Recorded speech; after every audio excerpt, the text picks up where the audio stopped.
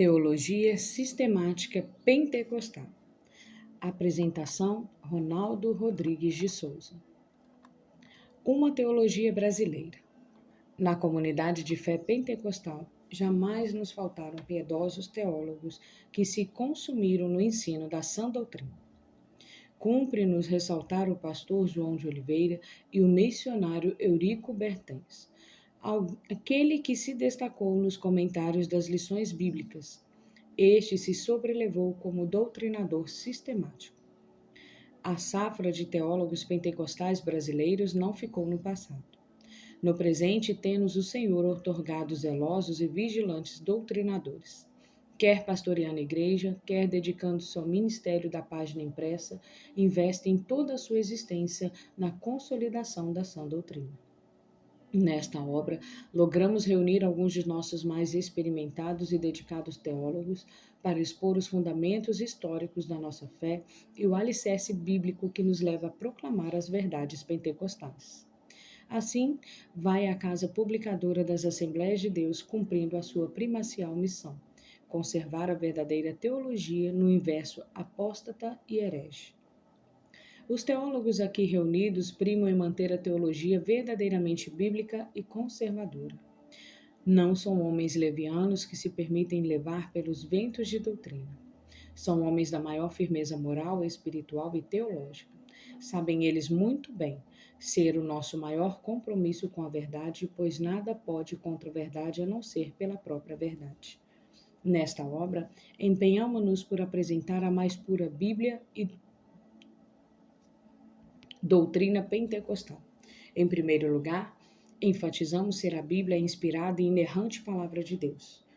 Com o mesmo desvelo, salientamos que Deus é o ser supremo por excelência, subsistindo eternamente nas pessoas da Santíssima Trindade, o Pai, o Filho e o Espírito Santo. Sobrelevamos a figura de Cristo, que é verdadeiro homem e verdadeiro Deus, enviou-nos o Consolador, conferindo-nos os dons e os ministérios do Espírito Santo. E que jamais nos esqueçamos do iminente retorno de Cristo para arrebatar a sua igreja. Bíblicas e puras, as doutrinas pentecostais levam-nos a reviver o avivamento que, deflagrado na Rua Azusa, em Los Angeles, vem incendiando o mundo com a flama do Pentecostes. Ronaldo Rodrigues de Souza, diretor executivo da CPAD. Palavra do editor-geral, Antônio Gilberto. Editor-geral.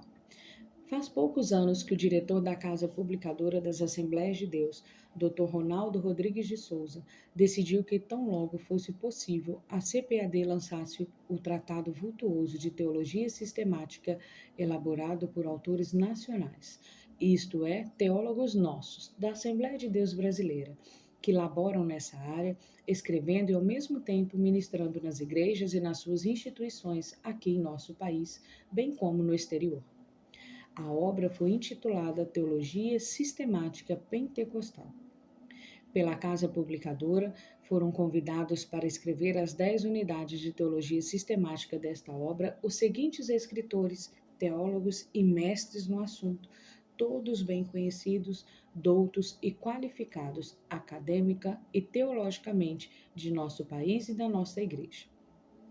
A saber, Cláudio Honor de Andrade, Bibliologia, Ezequias Soares, Teologia Sistemática propriamente dita, isto é, Deus em sua triunidade, Wagner Tadeu, Angelologia, Elinaldo Renovato, Antropologia, Elienay Cabral, Armartiologia, Severino Pedro, Cristologia, Antônio Gilberto, Soteriologia e Pneumologia, Jeremias de Couto, Eclesiologia e Ciro Chances, Escatologia. Temos, sim, entre outros, bons tratados de teologia sistemática de outros autores nossos, mas boa parte dessas obras de dimensão reduzida por motivos evidentes e justificados, os mestres de nossos educandários teológicos têm produzido farto material sobre este campo, que é o principal em teologia sistemática, a rainha de todas as matérias bíblicas. Temos também excelentes obras concernentes ao assunto em apreço de autores estrangeiros em nosso idioma. Não vai aqui qualquer desdouro sobre essas obras e seus autores, ao contrário, louvamos a Deus agradecidos por tudo isso, seu esforço, visão, determinação e trabalho. Agradeço primeiramente a Deus por mais este privilégio, esta responsabilidade e esta oportunidade de, nesta obra, Teologia Sistemática Pentecostal, servir como seu editor-geral. Agradeço a minha esposa, Yolanda Valente Silva, que mais uma vez proporcionou-me a sua inestimável contribuição de várias maneiras no meu desempenho nesta obra. Agradeço sensibilizado ao Dr. Ronaldo Rodrigues de Souza, diretor executivo da CPAD, que me confiou a missão de editação geral da obra em apreço. Agradeço penhoradamente ao pastor Ciro Sanches, que trabalhou extenuamente todo o texto da obra como editor precedente, além de elaborar uma das unidades da obra acima mencionada. Ao nosso bondoso Deus, toda glória e louvor, sempre e eternamente. Antônio Gilberto, editor-geral, Rio de Janeiro, 24 de março de 2008. Capítulo 1. Bibliologia, a doutrina das Escrituras. Cláudio Honor Correia de Andrade. Durante a Segunda Guerra Mundial, quando milhares de evangélicos alemães apostatavam da fé para seguir o nacional-socialismo de Adolf Hitler, um corajoso homem de Deus se levanta e ousadamente desafia suástica. Ele sabia que o seu gesto acabaria por custar-lhe a vida. No entanto, não a tinha por preciosa aos seus olhos, estando disposto a morrer pela santíssima fé. A semelhança de Martinho Lutero, era Dietrich Bonhoeffer, íntimo da Bíblia Sagrada. Certa feita, ele advertiu solene e severadamente aos seus contemporâneos: não tente tornar a Bíblia importante, ela já é importante por si mesma. Introdução à Bibliologia. No Brasil, com o avanço do liberalismo teológico em faculdades e seminários outrora ortodoxos, a doutrina da Bíblia nunca se fez tão necessária, pois não são poucos os teólogos que não mais a defendem como a palavra de Deus inspirada e inerrante. Neste capítulo, entraremos a ver o que realmente é a Bíblia, sua autoria divino-humana e outros pontos de igual importância que nos ajudarão a compreender porque as Sagradas Escrituras são o livro dos livros. Apesar de sua antiguidade, continua a Bíblia tão atual quanto foi nos dias de Moisés, Jeremias e Paulo. Ela dá testemunho acerca de Cristo e testifica que ele é, de fato, o Filho de Deus. Durante o ministério terreno de Nosso Senhor, as Escrituras do Antigo Testamento eram conhecidas genericamente como a Lei, os Escritos e os Profetas. Vieram então as Escrituras dos Apóstolos, igualmente inspiradas pelo Espírito Santo. Como denominar, pois, ambos os testamentos? Alguns pais da Igreja cognominavam-nos de divina literatura. Faltava, porém, uma palavra técnica que viesse a dar uma visão exata do significado das Escrituras e do Antigo e do Novo Testamento. Era necessário, pois, denominar o conjunto dos pequenos livros que compunham a palavra de Deus. Foi assim que a palavra Bíblia começou a popularizar-se. O significado da palavra grega Bíblia, originário do grego, o termo Bíblia significa livros ou coleção de pequenos livros. Atribui-se a João Crisóstomo a disseminação do uso desse vocábulo para se referir à palavra de Deus.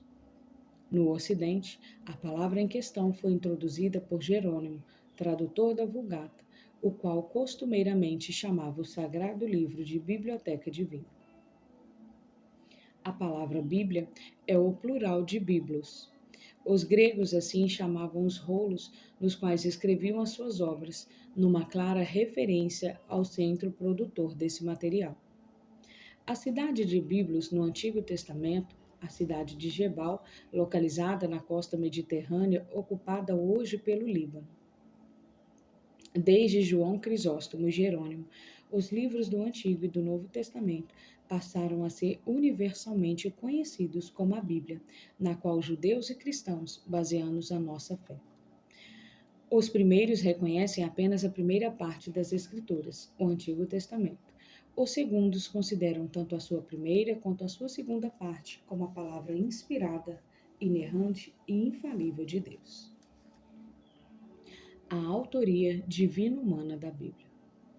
A Bíblia Sagrada é um livro de dupla autoria. Se por um lado foi inspirada por Deus, por outro não podemos nos esquecer de ter sido ela escrita por homens que estiveram sob a inspiração e supervisão do Espírito Santo. Temos assim tanto mais confirmada a palavra profética, e fazeis bem em atendê-la, como a uma candeia que brilha em lugar tenebroso, até que o dia clareie e a estrela da alva nasça em vosso coração. Sabendo primeiramente isto, que nenhuma profecia da Escritura provém de particular elucidação, porque nunca jamais qualquer profecia foi dada por vontade humana. Entretanto, homens santos falaram da parte de Deus, movido pelo Espírito Santo. Segundo Pedro, capítulo 1, versículo 19 a 21.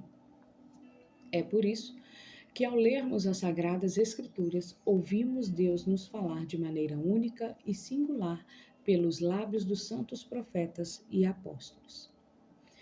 A palavra de Deus de fato é uma só. Os estilos, porém, são os mais diversos, pois o Espírito Santo inspirou e capacitou cerca de 40 diferentes autores, a fim de que num período de aproximadamente 1.600 anos nos produzissem o livro dos livros. Fosse a Bíblia apenas o livro humano, jamais haveria de nos ungir com o azeite da verdadeira alegria, posto que também é divina e divinamente inspirada, proporcionando-nos os mais altos lenitivos. O poeta inglês Samuel Taylor Coleridge testemunha acerca do poder que as Sagradas Escrituras exerciam sobre a sua alma. Encontro na Bíblia palavra para os meus mais íntimos pensamentos, canções para a minha alegria, lenitivo para as minhas dores mais profundas, reabilitação de todas as minhas debilidades e fraquezas. Acerca da autoria divina-humana da Bíblia, leciona Tomás de Aquino. O autor principal da Santa Escritura é o Espírito Santo. O homem foi apenas o seu autor instrumental.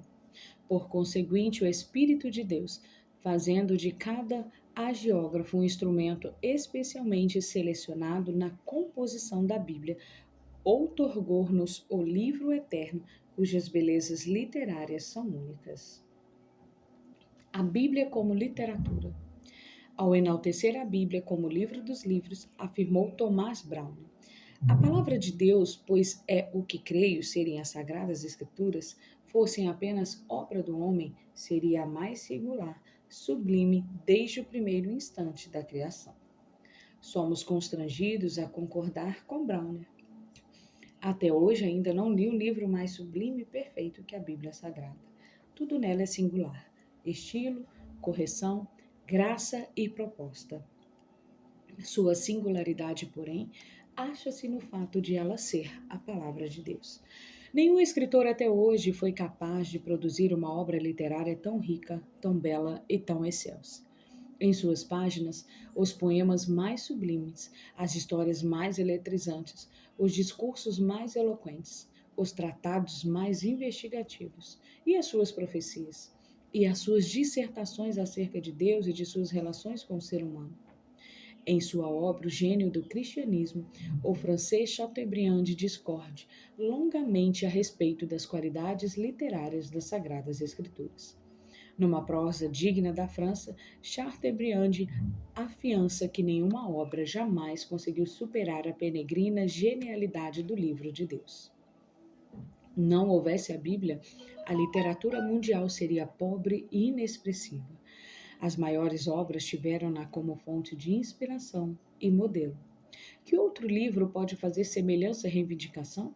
Embora produzida no contexto histórico-cultural judaico, ninguém haverá de negar-lhe a universalidade. É a Bíblia, portanto, o único livro contemporâneo de toda a humanidade em todas as eras. Nosso objetivo, entretanto, não é estudar a Bíblia como literatura, estudá-la-emos como a palavra de Deus. Se assim não a acolhermos, de nada nos adianta exaltar-lhes os predicados literários.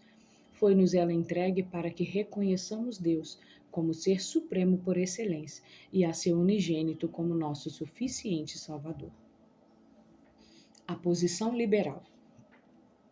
O racionalismo, nascido no território sempre fértil da incredulidade acadêmica, não demorou muito a fixar raízes em searas protestantes.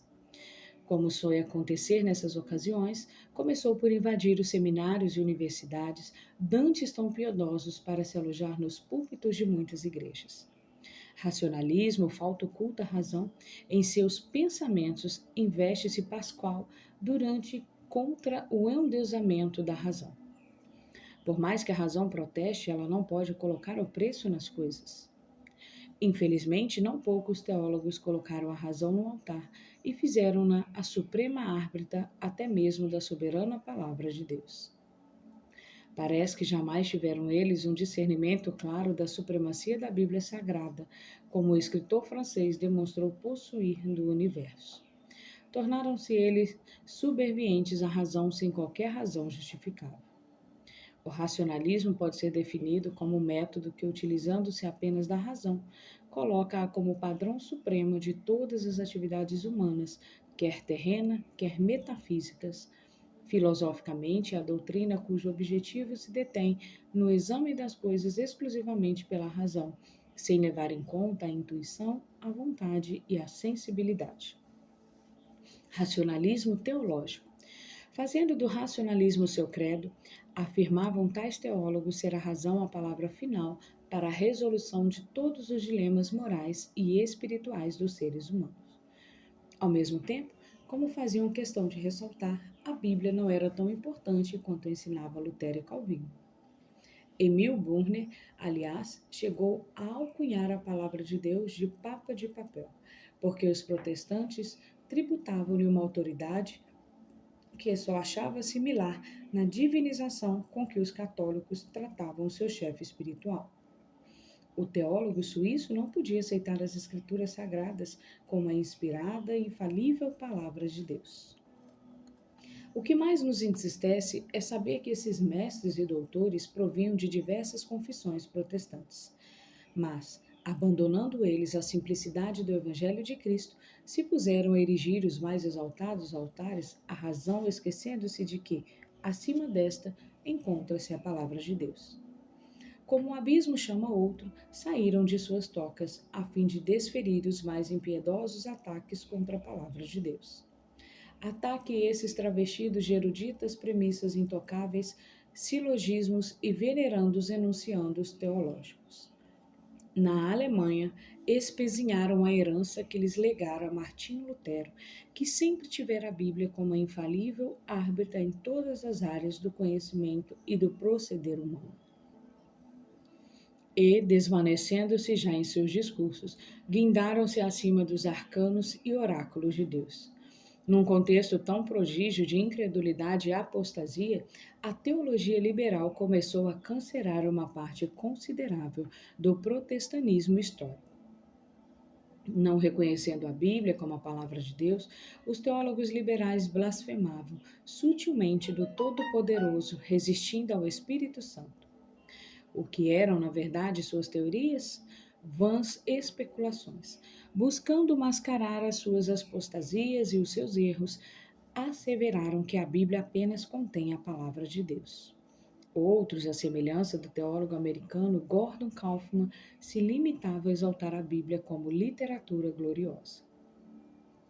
Infelizmente, muitos desses sábios segundo o mundo têm se infiltrado em seminários dantes conservadores e habilmente vêm desviando os futuros pregadores da verdade. Faz-se necessário, pois, que estejamos sempre precavidos quanto a esses doutores, que veladamente instilam seu veneno sobre aqueles a quem Deus chamou para proclamar o Evangelho de Cristo. Se antes o liberalismo contentava-se em atacar a Bíblia, ensinando que ela meramente contém a palavra de Deus, mas não é a palavra de Deus, hoje os seus proponentes fizeram-se muito mais incrédulos. Nem no Deus da Bíblia acreditam mais. Negando o supremo ser, afirmam com a ousadia própria dos insensatos que o Santo Livro não passa de uma coleção de mitos hebraicos, haja vista a teoria das desmitologias teologização de Rudolf Bultmann. Para esse teólogo alemão, a Bíblia só é crível se dela extirparmos os mitos, milagres, sinais, teofanias e outras revelações sobrenaturais. Depois de lermos semelhantes teólogos, concluímos com estas palavras do Divino Mestre: quando vier o Filho do Homem, achará porventura fé na terra? Lucas capítulo 18, verso 8.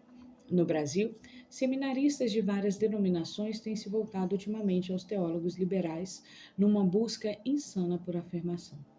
Alguns o fazem para constatar o credo de suas igrejas, outros para se mostrarem na vanguarda, outros ainda por mera e triste imitação. De uma forma ou de outra, levam eles ao seio de suas comunidades de fé o vírus do modernismo teológico com todas as suas inevitáveis consequências: incredulidade, leniência para com o pecado, relativismo moral e ético, relaxo para com a evangelização e etc. Tal atitude é observada, inclusive, entre seminaristas de igrejas que até então eram aclamadas por seu ardente zelo pela ortodoxia bíblica. A posição neo-ortodoxa. Reagindo contra o liberalismo teológico, principalmente na Alemanha, ensinam os neo-ortodoxos que a Bíblia torna-se a palavra de Deus à medida que alguém, ao lê-la, tem um encontro experimental com o Senhor.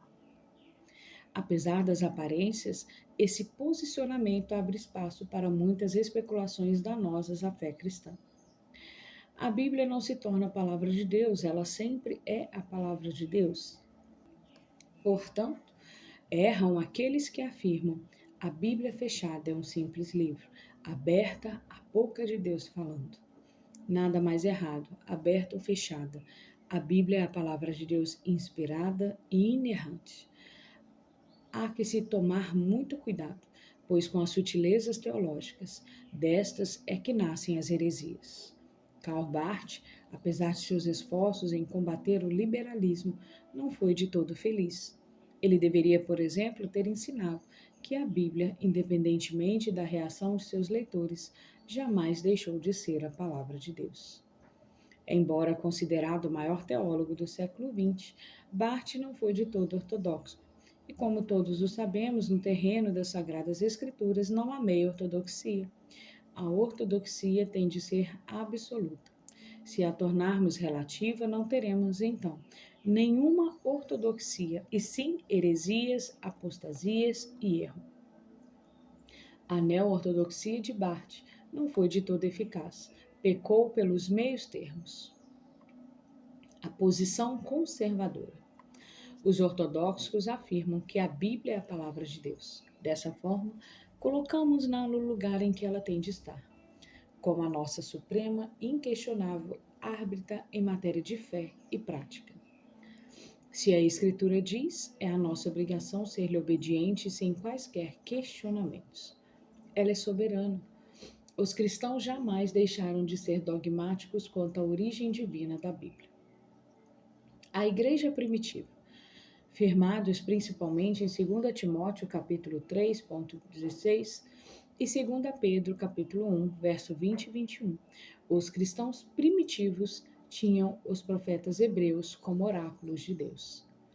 Igual deferência concediam eles aos escritos dos apóstolos de Nosso Senhor e daqueles que lhe foram íntimos seguidores, Marcos e Lucas, por exemplo. No século II, quando o herege Marcião se surgiu contra as Sagradas Escrituras, tentando extirpar do cano os livros apostólicos por considerá-los escandalosamente judaicos, os líderes da Igreja condenaram-no em uníssono e energicamente.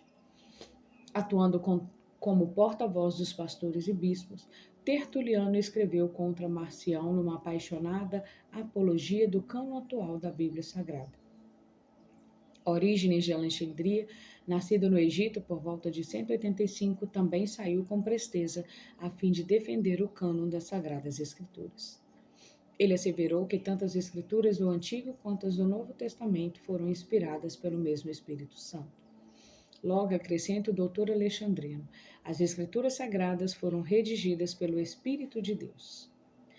Nascido em 296, Atanásio tornou-se conhecido como o pai da ortodoxia em virtude de seu apaixonado zelo pela pureza doutrinária da fé cristã. À semelhança de seus predecessores, fez ele uma brilhante apologia da inspiração divina das Escrituras Sagradas como a palavra de Deus. Os reformadores. Ao deflagrar a reforma protestante, Martinho Lutero fez questão de ressaltar a importância da Bíblia Sagrada como a palavra de Deus.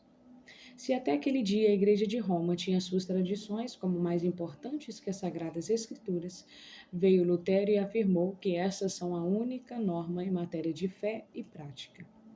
Foi a partir deste ponto doutrinal que Lutero revolucionou espiritualmente a Igreja de Cristo, levando os fiéis a depositarem toda a sua confiança no Antigo e no Novo Testamento. Cognominando a Bíblia como o berço que traz o Cristo, Lutero, natural de Sleben, na Alemanha, defendeu ardorosamente a inspiração divina das Sagradas Escrituras. Exortava ele os cristãos a lerem a palavra de Deus sobre a luz de Cristo. João Calvino, de igual modo, sustentava a origem divina da Bíblia. Visto que Deus se comunicou por sua palavra de vida a todos os que ele recebeu por sua graça, disso devemos inferir que os fez participantes da vida eterna. Eu digo que na palavra de Deus há tal eficácia de vida que a sua comunicação é uma segura e certa vivificação da alma. Entendo por comunicação não a geral e comum, que se propaga nos céus e a terra sobre todas as criaturas do mundo, porque conquanto esta vivifique todas as coisas conforme a sua perspectiva natureza diversa, todavia não livra nada nem ninguém da corrupção. Mas a comunicação a que me refiro é especial, e por esta a alma dos crentes é iluminada no conhecimento de Deus e de algum modo é ligada a ele.